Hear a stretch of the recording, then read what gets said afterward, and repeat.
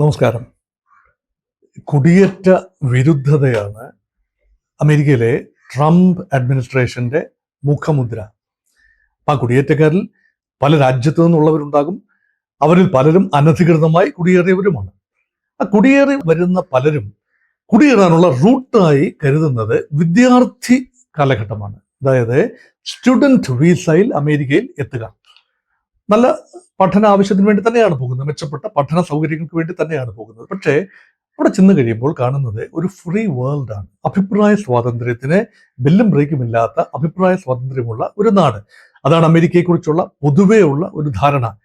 അതുകൊണ്ട് അവരവരുടെ നാടിന്റെ രാഷ്ട്രീയം പലപ്പോഴും ഇവർ തലയിൽ കയറ്റിക്കൊണ്ടാണ് വിദ്യാർത്ഥികൾ അമേരിക്കയിൽ പോകുന്നത്. പലരും അങ്ങനെയല്ല. ഇന്ത്യയിൽ നിന്നൊക്കെ പോകുന്ന പലരും വളരെ റെസ്പോൺസിബിൾ ആയിട്ട് തന്നെയാണ് അമേരിക്കയിൽ പഠിക്കാൻ പോകുന്നത്. പക്ഷെ ചിലരെങ്കിലും മധ്യപൗരസ്ത്യ പ്രദേശത്ത് നിന്ന് അവിടെ എത്തുന്ന അറബി വിദ്യാർത്ഥികളും ജൂത വിദ്യാർത്ഥികളും അവരൊക്കെ തന്നെ അവിടുത്തെ രാഷ്ട്രീയം തലയ്ക്ക് പിടിച്ചവരാണ്. അപ്പൊ അവർ ചെന്ന് കഴിയുമ്പോൾ, പല യൂണിവേഴ്സിറ്റികളും ചെന്ന് കഴിയുമ്പോൾ അവരെല്ലാം ആക്ടിവിസ്റ്റുകളായി മാറാറുണ്ട്. വലിയ തോതിൽ പ്രക്ഷോഭങ്ങളിൽ പങ്കെടുക്കാറുണ്ട്. അവരവരുടെ രാജ്യങ്ങളിൽ വലിയ പ്രക്ഷോഭത്തിനുള്ള അനുമതിയൊന്നും ഇല്ലാത്ത സ്ഥലത്തൊന്നും വരുന്നവരാണ് ഇതിൽ പലരും. ആ ആളുകൾ പ്രക്ഷോഭത്തിൽ പങ്കെടുക്കുന്നത് ഇതുവരെ അമേരിക്ക കാര്യമായി മൈൻഡ് ചെയ്തിരുന്നില്ല. അതൊക്കെ അവരുടെ ഡെമോക്രാറ്റിക് റൈറ്റ്സ് ആണ്. യൂണിവേഴ്സിറ്റിയൊക്കെ വലിയ പ്രതിഷേധത്തിന് കേന്ദ്രങ്ങളാണ്.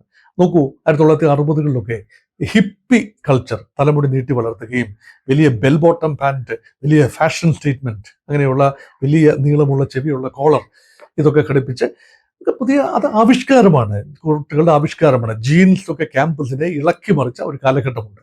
അപ്പൊ ഖനിത്തൊഴിലാളികളുടെ വസ്ത്രമായിരുന്ന ജീൻസ് വിദ്യാർത്ഥികളുടെ ഇഷ്ടവസ്ത്രമായി വരുന്നതൊക്കെ ഒരുതരം ഈ മൊത്തത്തിലുള്ള രീതികളോട്, താരിപ്പുകളോടുള്ള വിയോജിപ്പ് സർവകലാശാലകളിൽ ആവിഷ്കാര സ്വാതന്ത്ര്യത്തിന്റെ പരിധികൾ ലംഘിക്കാതെ വിദ്യാർത്ഥികൾ ഉപയോഗിച്ചു പോന്നു.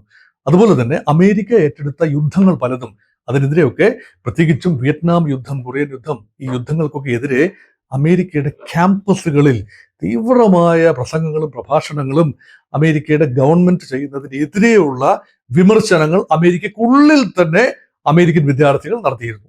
ഞാൻ വീണ്ടും പറയുന്നു, അമേരിക്കൻ വിദ്യാർത്ഥികൾ. അപ്പോൾ അമേരിക്കൻ വിദ്യാർത്ഥികളെയും വിദേശത്തു നിന്ന് അമേരിക്കയിൽ പഠിക്കാൻ വരുന്നവരെ ഒന്നും കാര്യമായി ക്യാമ്പസിനുള്ളിൽ വേർതിരിച്ച് കണ്ടിരുന്നില്ല അക്കാലങ്ങളിൽ. പക്ഷെ കാലം മാറിയിരിക്കുന്നു. ഡൊണാൾഡ് ട്രംപാണ് ഇപ്പോൾ അമേരിക്ക ഭരിക്കുന്നത്. ഡൊണാൾഡ് ട്രംപിനെ സംബന്ധിച്ചിടത്തോളം വിദേശ രാജ്യങ്ങളിൽ നിന്നും അമേരിക്കയിൽ കടന്നു വരുന്ന വിദ്യാർത്ഥികൾ രാഷ്ട്രീയം കളിക്കാൻ പാടില്ല.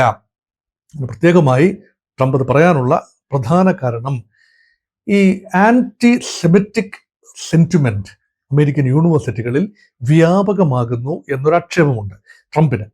ആന്റി സെമിറ്റിക് എന്ന് പറഞ്ഞാൽ പൊതുവെ ആ പ്രദേശത്തെ മുഴുവൻ, മധ്യപൗരസ്ത്യ പ്രദേശത്തിന്റെ, ഇസ്രായേലിന് ചുറ്റുമുള്ള പ്രദേശങ്ങളുടെ ഒരു വംശീയ പരിപ്രേക്ഷ്യമാണല്ലോ സെമിറ്റിക് എന്ന ഒരു പദപ്രയോഗം. സെമിറ്റിക് വംശജർ, അത് പൊതുവെ ഇസ്രായേലികളെ സൂചിപ്പിക്കാൻ വേണ്ടിയാണ് സെമിറ്റിക് എന്ന് പറയുന്നത്.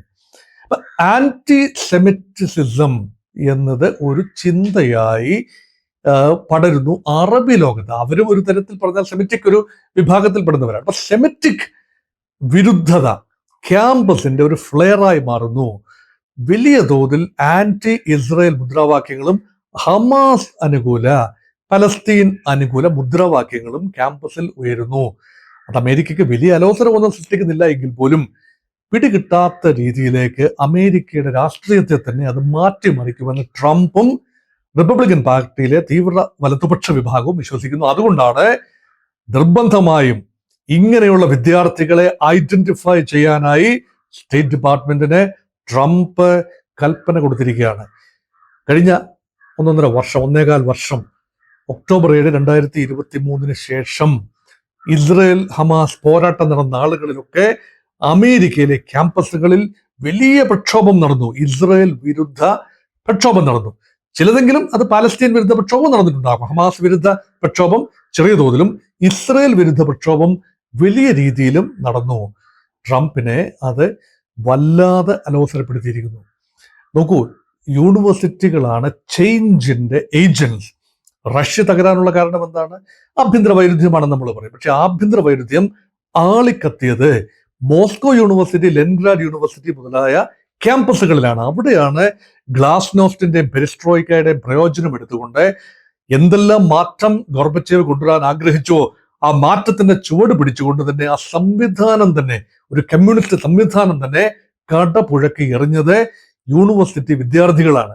നോക്കൂ, ചൈനയിൽ 1989 ടിയനൻമെൻ സ്ക്വയറിൽ വിദ്യാർത്ഥികൾ വലിയ തോതിൽ പ്രതിഷേധിച്ചു ചൈനീസ് അഡ്മിനിസ്ട്രേഷനെതിരെ. അത് ഏതാനും ദിവസങ്ങൾ നീണ്ടുനിന്നു. പക്ഷെ പെട്ടെന്ന് നാടകീയമായ ഒരു ക്രാക്ക് ഡൗണിലൂടെ വിദ്യാർത്ഥി പ്രക്ഷോഭത്തെ അടിച്ചമർത്തി. അപ്പോഴും വേറിട്ട് നിന്നത് വിദ്യാർത്ഥികളാണ്.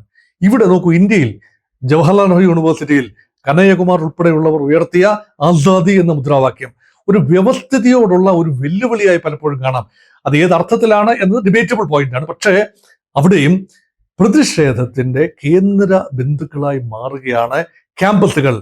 അത് ആവിഷ്കാര സ്വാതന്ത്ര്യത്തിന്റെ പരിധിയിൽ പെടുന്നതാണ് എന്ന് പൊതുവെ പറയാമെങ്കിലും ട്രംപിന് അക്കാര്യം വിദേശ വിദ്യാർത്ഥികളുടെ കാര്യത്തിലെങ്കിലും അനുവദിക്കാൻ ആവില്ല എന്ന് കട്ടായം പറഞ്ഞിരിക്കുന്നു. അമേരിക്കൻ വിദ്യാർത്ഥികൾക്ക് എന്തും ചെയ്യാം, എന്ത് മുദ്രാവാക്യം വിളിക്കാം. അത് അമേരിക്കയുടെ പൗരന്മാരുടെ ആവിഷ്കാര സ്വാതന്ത്ര്യമാണ്. പക്ഷേ വെളിയിൽ നിന്ന് വരുന്ന വിദ്യാർത്ഥികൾക്ക് അത് ഖലിസ്ഥാൻ വാദമായിക്കൊള്ളട്ടെ, പലസ്തീൻ വാദമായിക്കൊള്ളട്ടെ, മറ്റേതെങ്കിലും രാജ്യത്തിന്റെ ദേശീയതയുമായി ബന്ധപ്പെട്ട കാര്യങ്ങളായിക്കൊള്ളട്ടെ, അതിങ്ങോട്ടെടുക്കണ്ട, അമേരിക്കയുടെ മണ്ണിലേക്ക് അതെടുക്കണ്ട എന്ന് കർശനമായി ഡൊണാൾഡ് ട്രംപ് പറഞ്ഞു വയ്ക്കുകയാണ്. അവൻ ഡിപ്പോർട്ടേഷൻ വേണ്ടി വന്നാൽ ഏതാണ്ട് 3000-ഓളം വിദ്യാർത്ഥികളെ ആദ്യ ഘട്ടത്തിൽ ഐഡന്റിഫൈ ചെയ്ത് ഡിപ്പോർട്ട് ചെയ്യാൻ, നാട് കടത്താൻ, പ്രത്യേകിച്ച് അവരുടെ സ്റ്റുഡന്റ് വീസ ക്യാൻസൽ ചെയ്തുകൊണ്ട് അവരെ ഏത് രാജ്യത്തു നിന്നും അവർ പഠിക്കാൻ വന്നുവോ ആ രാജ്യത്തേക്ക് തിരിച്ചയക്കാനുള്ള തീരുമാനത്തിലാണ് ഡൊണാൾഡ് ട്രംപ്. ഇത് മറ്റൊരു ഡൊണാൾഡ് ട്രംപിന്റെ ഒരുപാട് തീരുമാനങ്ങളുടെ കൂട്ടത്തിൽ അധികം ശ്രദ്ധിക്കപ്പെടാതെ പോകുമായിരുന്ന ഒരു തീരുമാനത്തെ, പ്രത്യേകിച്ച് ഇന്ത്യയിൽ നിന്നുള്ള വിദ്യാർത്ഥികൾ കൂടി ജാഗരൂകരായിരിക്കേണ്ട ആവശ്യകത കൂടി മനസ്സിലാക്കുന്നതിന് വേണ്ടി ഈ വീഡിയോ ചെയ്തു എന്ന് മാത്രം.